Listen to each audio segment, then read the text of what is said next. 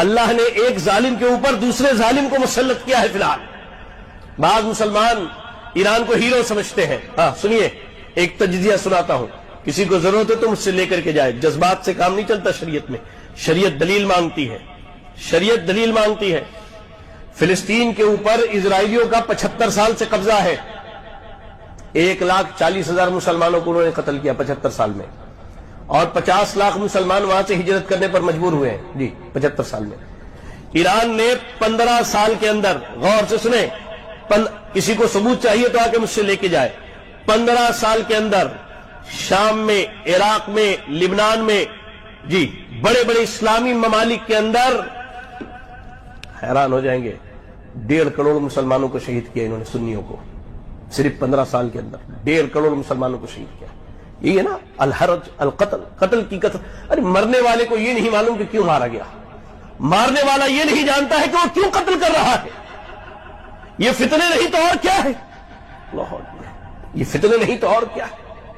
اور سنیے، صرف 1.5 کروڑ مسلمانوں کو قتل نہیں کیا ہے، کروڑوں کی تعداد میں مسلمان ان ممالک سے ہجرت کرنے پر مجبور ہو گئے۔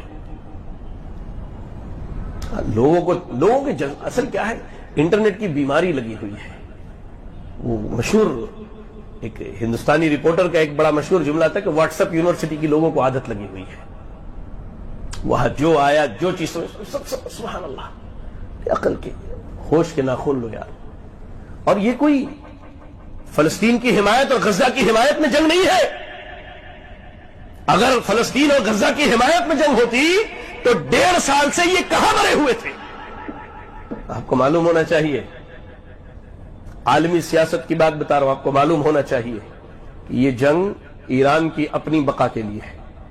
جب ان بدبخت یہودیوں نے ان کے بڑے بڑے افسران کو ایک رات میں اڑایا، تب ان کو بات سمجھ میں، انہوں نے اپنی حفاظت کے لیے یہ لڑائیاں شروع کی ہے۔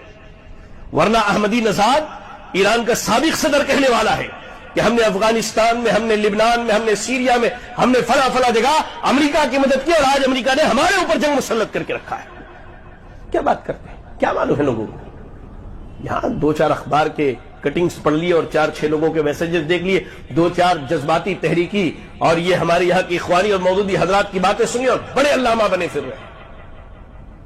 بات سمجھیں، اللہ کے نبی صلی اللہ علیہ وسلم نے کہا کہ قیامت کے قریب فتنوں کی کثرت میں قتل کی زیادتی ہوگی، اور آج ناحق خون بہایا جا رہا ہے، ناحق خون بہایا جا رہا ہے۔ اللہ اکبر۔